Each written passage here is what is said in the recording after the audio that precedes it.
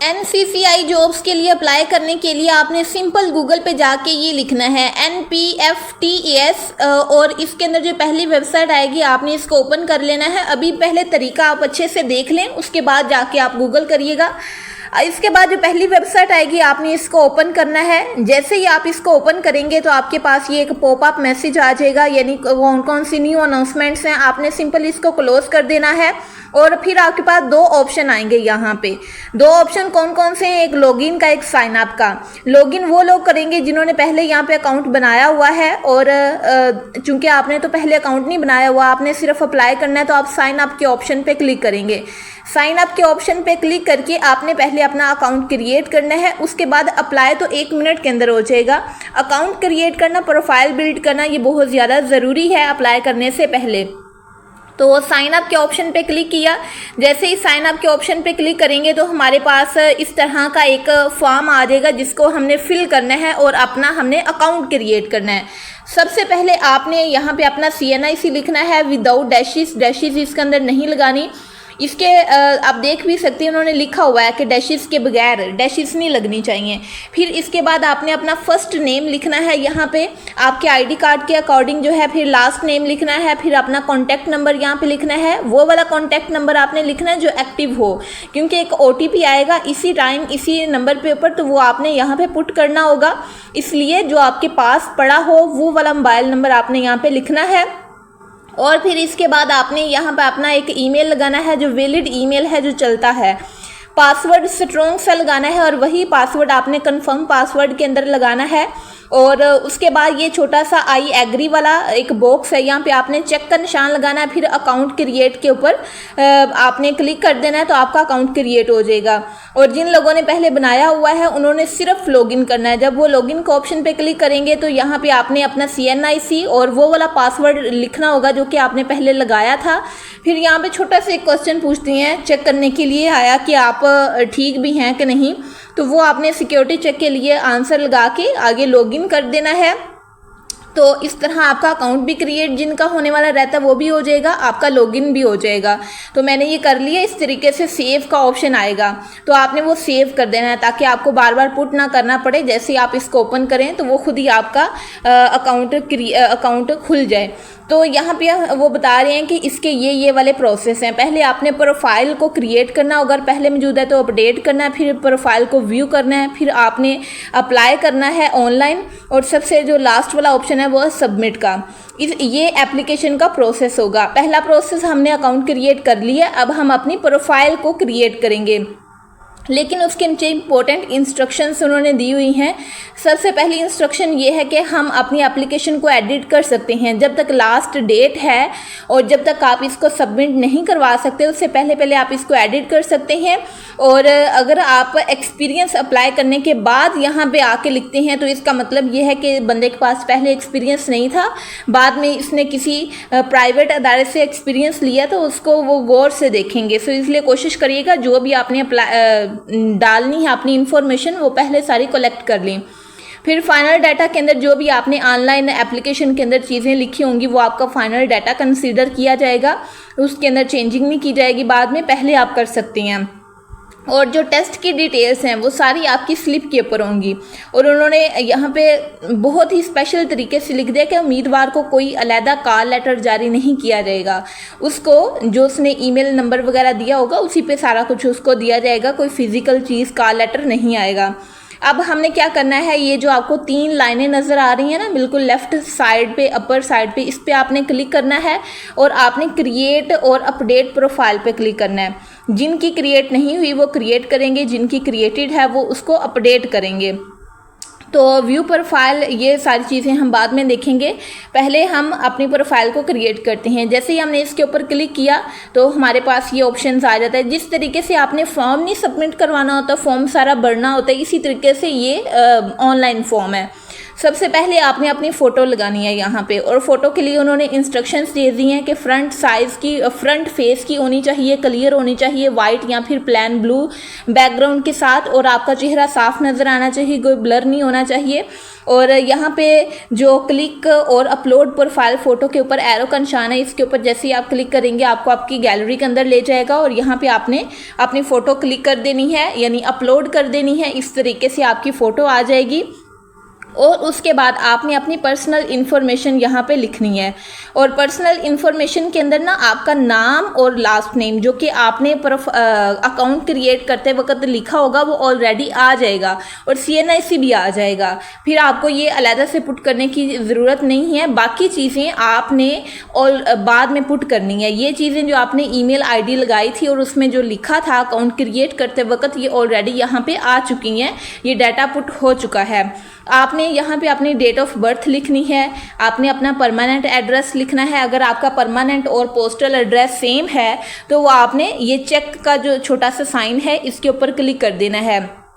ये वाला जो छोटा सा साइन है ना, यहाँ पे आपने चेक लगा देना है कि आपका पोस्टल एड्रेस और परमानेंट एड्रेस जो है वो सेम है। इसके बाद यहाँ पे आपने कोई अल्टरनेटिव नंबर लिखना है जो कि पहले नहीं दिया हुआ। दूसरा नंबर, फिर जेंडर आपने सेलेक्ट करना है कि आया आप मेल हैं, फीमेल हैं, ट्रांसजेंडर हैं, तो वो आप यहाँ पे सिलेक्ट करेंगे। इसके बाद आप प्रोविंस सिलेक्ट करेंगे, जिस प्रोविंस का आपका डोमिसाइल है, पंजाब है, सिंध है, KPK है, जो भी है, तो वो आपने सिलेक्ट करना है। फिर आपने डिस्ट्रिक्ट सिलेक्ट करना है, फिर अपना ब्लड ग्रुप सिलेक्ट करना है।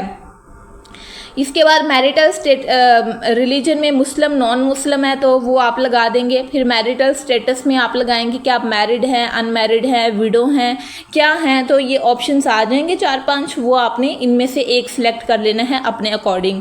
फिर आपने करंट ऑक्यूपेशन बताना है कि अभी आप क्या काम कर रही हैं, गवर्नमेंट सर्वेंट है, प्राइवेट जॉब है, अनएम्प्लॉयड है, जो भी है। तो ये सारा कुछ करने के बाद आपने अपनी पर्सनल इन्फॉर्मेशन को सेव कर देना है।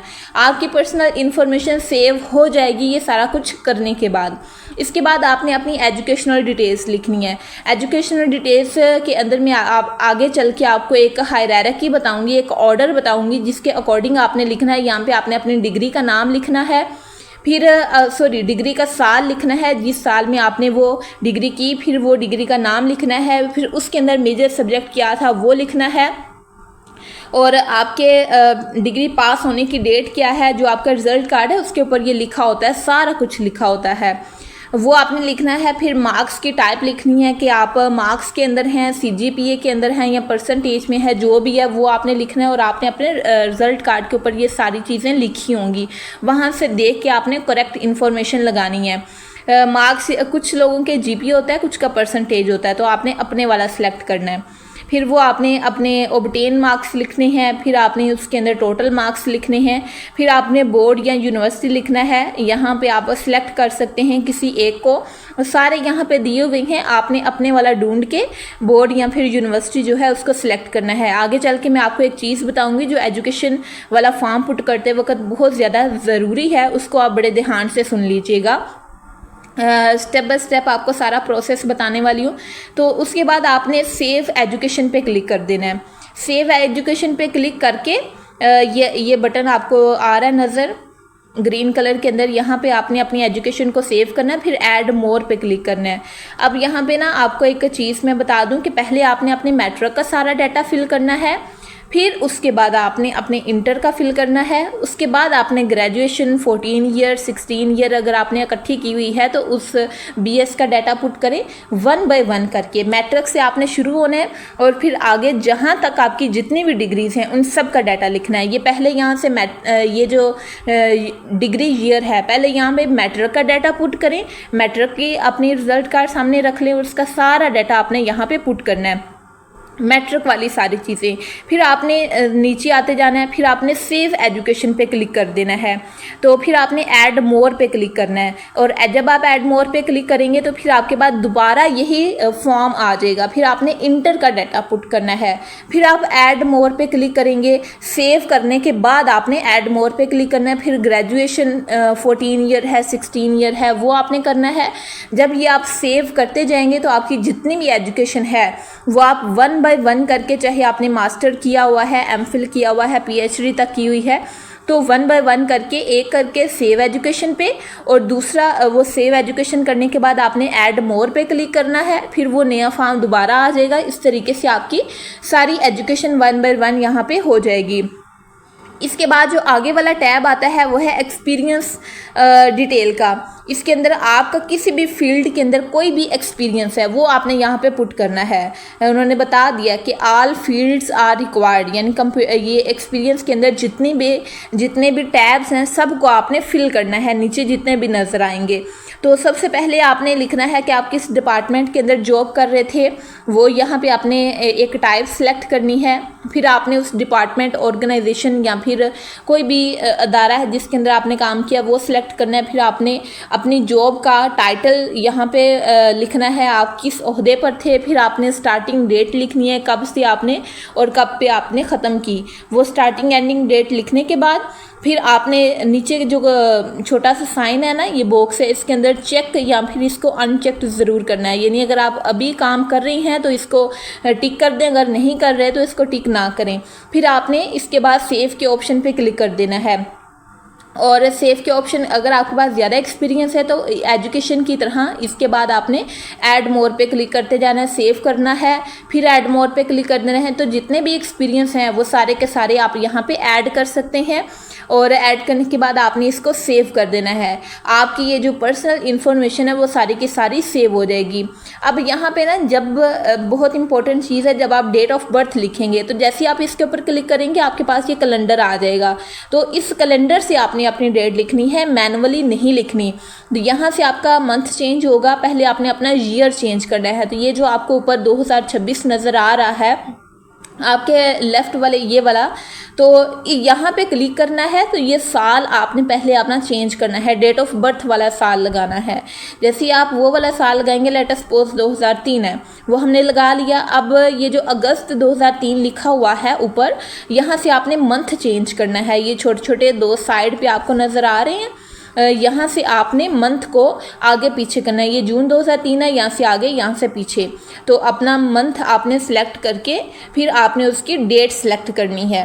तो उस तरीके से आपने इस कैलेंडर से अपनी डेट लिखनी है, वैसे मैनुअली नहीं लिखनी, वरना एप्लीकेशन प्रोसेस ख़राब हो जाएगा। ये चीज़ मैंने आपको एक बहुत इंपॉर्टेंट बतानी थी। इस तरीके से फिर आपकी डेट आ जाएगी। और कोई भी आपने यहाँ पे टाइपिंग नहीं करनी कि टाइप करके हम लिख देते हैं ये वाला महीना, ये वाले साल है, तो वो गलत हो जाता है। इसलिए जैसे ही आप यहाँ पे क्लिक करेंगे वो खुद ही कैलेंडर दे देंगे।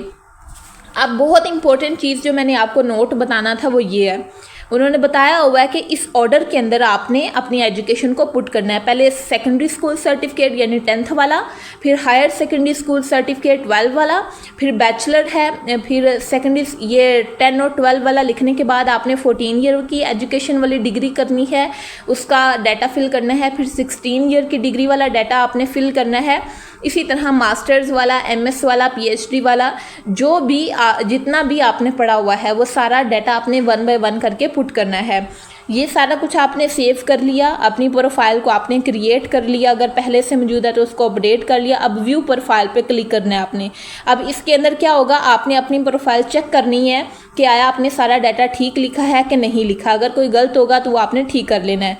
उसके बाद आपने क्या करना है, अब अप्लाई का प्रोसेस है, आपने ओपन एप्लीकेशन पे क्लिक करना है। जैसे ही आप ओपन एप्लीकेशन के ऊपर क्लिक करेंगे तो आपके पास वो वाली सारी वैकेंसीज आ जाएंगी जो फ़िलहाल ओपन है, जिनमें आप अप्लाई कर सकती हैं। तो हमने चूँकि NCCI के अंदर अप्लाई करना है, तो यहाँ पे 2 तरह की वैकेंसीज ओपन है, एक इस्लामाबाद कैपिटल वाली और एक NCCI की। तो हम NCCI के ऊपर ये जो छोटा सा निशान है क्लिक करेंगे तो इसकी सारी वैकेंसीज आ जाएंगी। सब इंस्पेक्टर की यहाँ पे जॉब है, इसकी लास्ट डेट 7 सितंबर है, और इसी तरह नीचे सारी लिखी हुई हैं। और इसके बाद है टेक्निकल असिस्टेंट की जॉब है, इसकी भी 7 सितंबर लास्ट डेट है, 14 स्केल की ये जॉब है। और इसके बाद स्टीनोटाइपिस्ट की जॉब है, 14 स्केल की जॉब है, इसकी भी लास्ट डेट 7 सितंबर है। अपर डिवीजन क्लर्क यानी कि LDC की जॉब है, 11 स्केल की जॉब है, इसकी लास्ट डेट भी 7 सितंबर है। इसके बाद असिस्टेंट सब इंस्पेक्टर की जॉब है, 9 स्केल की ये जॉब है, सबकी लास्ट डेट सेम है। फिर कांस्टेबल 5 स्केल की जॉब है, 5 स्केल की लास्ट 7 सितंबर है। फिर लास्ट वाली कांस्टेबल ड्राइवर की जॉब है, 5वें स्केल की जॉब है। तो आपने जिसके अंदर भी अप्लाई करना है, आपने अप्लाई नाउ पे क्लिक करना है तो उसका अप्लाई हो जाएगा। अप्लाई करना बहुत आसान है, बस प्रोफाइल क्रिएट करना थोड़ा सा मुश्किल होता है, वो मैंने आपको सिखा दिया है। तो आपने एडवर्टाइजमेंट को पहले पढ़ लेना है। आप जिस भी क्राइटेरिया पे फॉल करते हैं आपने उस वाली जॉब के ऊपर अप्लाई कर लेना है।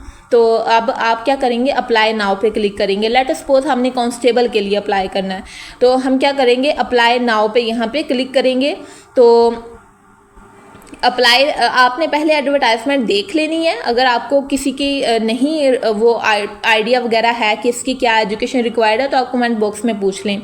तो जैसे ही आप अप्लाई नाउ पे क्लिक करेंगे तो आपके पास 2-3 बस टैब्स आएंगे जिनको आपने फिल करना है। पहले एज रिलैक्सेशन वाला, क्या है आप एज रिलैक्सेशन की कैटेगरी के अंदर फॉल करते हैं कि नहीं करते, यानी वो वाले कैंडिडेट जो नॉर्दर्न एरिया से हैं, आज़ाद कश्मीर से हैं, या फिर डिसेबल्ड पर्सन हैं, या फिर आप गवर्नमेंट सर्वेंट हैं। तो इन सब कैटेगरीज में से अगर आप किसी एक के अंदर फॉल करते हैं तो आप इसके लिए अप्लाई कर सकते हैं, यानी कि आपको एज रिलैक्सेशन चाहिए। मोस्टली लोगों को तो एज रिलैक्सेशन नहीं चाहिए, तो इसलिए आपने क्या करना है, नॉट एप्लीकेबल पे क्लिक कर देना है, या फिर इनमें से कोई एक आपने सिलेक्ट कर लेना है। या फिर आप सिंध रूरल से हैं, विडो हैं, डॉटर हैं डिसीज्ड सिविल सर्वेंट की, तो आप इसके लिए अप्लाई कर सकते हैं।